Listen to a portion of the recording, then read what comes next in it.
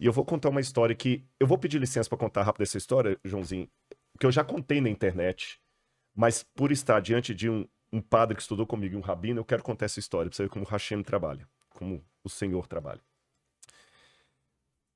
Eu cuido de um museu de arqueologia no interior de São Paulo. Arqueologia bíblica. Me convide um dia. Por favor, não, já vamos trocar. Você vai lá conhecer o NASP ainda, Engenheiro Coelho. Você cuida do museu? Cuido do museu. Um beijo para os meus alunos lá. E nós temos mais de 2.000 peças. E o Departamento de Antiguidades de Israel sabe do nosso museu. Eu já fiz conferência arqueológica lá que o cônsul de Israel foi. E o Alon? Não, o Alon. O Alon veio no programa. Exatamente. Ele esteve lá e tudo. Vários arqueólogos. Eu tenho tem o suporte. Eu ainda vou cantar também. Os dois cantaram. Eu tenho que dar minha palhinha também. Você viu que eu toquei Vi, eu percebi, ó. Olha isso. Eu que fiz, eu que pintei. É um artista. É um tá artista. vendo? É um artista. Mas aí, nesse museu lá, nós temos muitas peças que o Departamento de Antiguidades de Israel permite ter no Brasil. Tem mais de 2.000 peças originais. Mas se você perguntar qual que é a minha descoberta arqueológica mais significativa, não aconteceu em Israel, não aconteceu no Oriente Médio, aconteceu no Brasil e é a peça que eu vou contar e vou contar olhando para vocês. Tem um tijolo que há 40 anos alguém trouxe do Iraque. Quando os brasileiros trabalhavam no Iraque, na Mendes Júnior, em construção civil lá, um brasileiro visitava as ruínas da Babilônia. E fez amizade com um soldado lá, brasileiro, gosta de falar de futebol, aquela coisa toda. Quando ele estava voltando para o Brasil, ele pediu aquele tijolo. E trouxe para o Brasil. Ele trouxe porque o tijolo tinha uns desenhos bonitinhos. Quando chegou no Brasil, ele ia jogar fora aquele tijolo. Mas aí a esposa falou, não joga fora não. Dou para o professor Paulo Barbosa, que ele é professor de história. Ah, bom. Esse professor ficou com esse tijolo mais de 20 anos. Quando eu estava no museu mostrando algumas escritas cuneiformes, esse professor chegou e falou, eu tenho um tijolo lá em casa com esses desenhos. Eu vou doar para vocês. Eu cresci o olho, como você fez aqui agora. Eu falei, eu quero ver. Quando chegou na casa dele, que ele me deu o tijolo, eu pus no colo assim. E eu falei, professor, isso aqui não é desenho, isso aqui é escrita acadiana. Ele falou, o que está escrito? Eu falei, não dá para ler igual se ler o jornal. Mas dá para traduzir, porque em arqueologia a gente estuda egípcio, arcadiano. E eu traduzi. As 3 linhas do tijolo dizem assim, eu sou Nabucodonosor, rei da Babilônia, provedor dos templos de Esagla e Êsida, e filho primogênito de Nabopolassar, rei da Babilônia. Quando eu traduzi o tijolo, eu publiquei a tradução num artigo indexado, a gente precisa disso para o currículo Lattes. Aí depois veio a vez de datar o tijolo. Aí eu fiz uma parceria com a USP, eu já estava estudando na USP nessa época, para datar o tijolo pelo IPEM. A gente faz uma datação com termoluminescência, que data a cerâmica. E bateu que o tijolo tinha 2.300 anos. Ele é 300 anos antes da Era Comum. Aí eu tive um problema. Vocês que são teólogos sabem qual é. É que o Nabucodonosor está 600 antes da Era Comum. Os cristãos falam antes de Cristo, o judeu fala antes da Era Comum. Então, se o tijolo está dando 300, como é que eu explico essa defasagem? É falso? Aí o professor Casimiro Munita, que eu mando um abraço para ele se estiver nos ouvindo aqui, ele me explicou. Não, mas a análise é precisa? É precisa. Tem um erro de 50 anos para mais, para menos, mas é precisa. Mas ele me explicou. Quando a gente data a termoluminescência, a gente data a queima da cerâmica. Então, por exemplo, aquele incêndio que teve no Rio de Janeiro, as peças egípcias lá, que são da 18ª dinastia, vão datar agora como sendo da época da queima. Porque a queima que dá a data, vocês entenderam? Entendi. Então ele falou, deve ter tido algum incêndio na Babilônia e esse tijolo estava no incêndio. Quando eu fui a Londres, eu descobri em Londres, numa exposição que tinha lá sobre os judeus no cativeiro, que aliás isso era negado em Yale antes, que o cativeiro era um mito. Por isso quando você falou do cativeiro, e hoje a gente tem a comprovação histórica que o cativeiro babilônico existiu. Aí eu descobri esse tablete que Alexandre o Grande, ou um dos generais dele, mandou reconstruir o templo de Esagla. Por quê? Porque o templo de Esagla foi o único edifício queimado pelos soldados de Alexandre o Grande. Isso refinou a minha pesquisa, porque agora eu sei dizer para você de qual prédio que é aquele tijolo.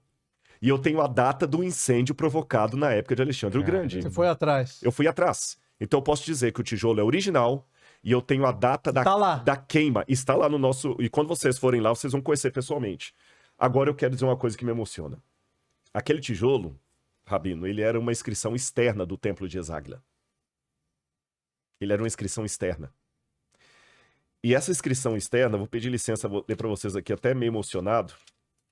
Ela foi lida pessoalmente por alguém do seu povo. Navi, Daniel, embora eu sei que tem uma discussão judaica se Daniel era profeta ou não, porque ele profetizou fora de Israel, não vou entrar no mérito aqui, mas mesmo que não seja colocado como Navi, profeta, ele era um escritor que está no... faz parte das escrituras. Faz parte das escrituras. E Daniel começa o livro dele assim. No 3º ano do reinado de Jeoaquim, rei de Judá, Nabucodonosor, rei da Babilônia, veio a Jerusalém e a sitiou. O Senhor entregou nas mãos dele a Jeoaquim, rei de Judá, e alguns dos utensílios da casa de Deus. Nabucodonosor levou esses utensílios para a terra de Sinar, para o templo do seu Deus, e os pôs na casa do tesouro do seu Deus. Caramba. Com exceção da Arca da Aliança, as outras peças do Templo de Salomão, quando foi destruído em 587 ou 586, dependendo da cronologia, foram levados para a Babilônia. E Nabucodonosor fez no Templo de Eságuila um museu para dessacralizar o judaísmo. E um judeu chamado Daniel passava na porta daquele museu e lia aquela inscrição com os olhos dele. E lia num espírito de humilhação do povo da aliança. Porque ele via os utensílios sagrados da casa de Deus, e você sabe, como padre, como se alguém pegasse o sacrário agora e fizesse qualquer coisa, o templo, né? Né? Sim, aquelas coisas sagradas colocadas de qualquer maneira, junto com ídolos ali. E Daniel lia essa inscrição na porta de triunfo: eu sou Nabucodonosor, cadê o Deus de Israel? Mas aí, Gabriel veio até Daniel, mandado por Hashem, e falou: calma, Daniel. A profecia que você está falando é para dias ainda muito futuros. Essa visão ainda é dias muito futuros. O saber sobre o seu livro vai se multiplicar. E os sábios entenderão. 2.600 anos depois, Hashem, o Senhor, permitiu que aquele tijolo que Daniel leu com os próprios olhos dele estivesse num país chamado Brasil, num outro museu que testemunha para as pessoas que isso aqui não é um conto da carochinha. Mas quando você teve acesso a esse tijolo, qual foi a sua reação? Essa? Essa. Talvez com mais intensidade. Tem coisa que é mais mostrada, sabe? E até hoje eu me emociono falando isso, porque quando as pessoas vão lá, na mesma época, eu mostro assim: você hoje pode ter dificuldade, você pode, mas olha, Daniel morreu sem ver isso, mas Hashem, que já conhece o futuro desde o passado, Deus não pensa, Deus sabe. Ele não raciocina, ele não chega a conclusões, ele já sabe o fim desde o princípio. Agora, Nabucodonosor, ele era tão ganancioso, esse Nebuchadnezzar, que antes de morrer ele escondeu os seus tesouros. Exatamente. Para que nenhum homem tenha acesso à sua riqueza. Quer dizer, ninguém pode ser tão rico como eu fui. Exatamente. Então, olha a mentalidade desse homem antes de morrer e olha a mentalidade de outras figuras antes de partir. Exatamente. E aquele tijolo, eu digo para vocês, meus irmãos, tá lá. Ele tá lá. Vocês vão ver. Para mim é o pedaço que tem...